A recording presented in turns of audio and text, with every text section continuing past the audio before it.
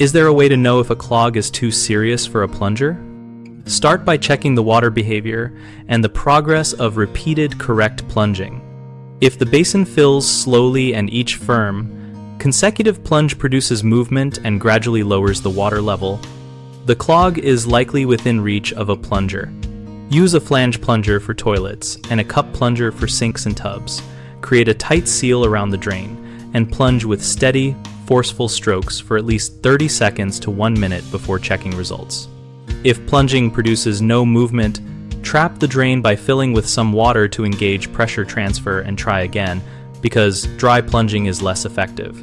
For sinks, remove the pop-up stopper to clear access and inspect with a flashlight and gloved hand for visible obstructions like hair or debris you can remove. If plunging seems to shift water into adjacent fixtures, document which drains are affected and stop further aggressive plunging to avoid pushing the blockage deeper. Consider using a manual drain snake for sinks and tubs, feeding it until you feel resistance and rotating to break or retrieve the clog, and avoid chemical drain cleaners because they can damage pipes and are hazardous. 3 common mistakes cause people to waste time and make clogs worse, and there are simple fixes for each. Relying on short, timid plunges is one. Remedy that by filling the fixture with enough water to cover the plunger lip, making a tight seal, and using long, powerful strokes rather than quick, shallow pumps. Using the wrong plunger type is another. Fix it by switching to a flange plunger for toilets and a cup plunger for flat surfaces, or use a closet auger for toilet obstructions that the plunger cannot clear.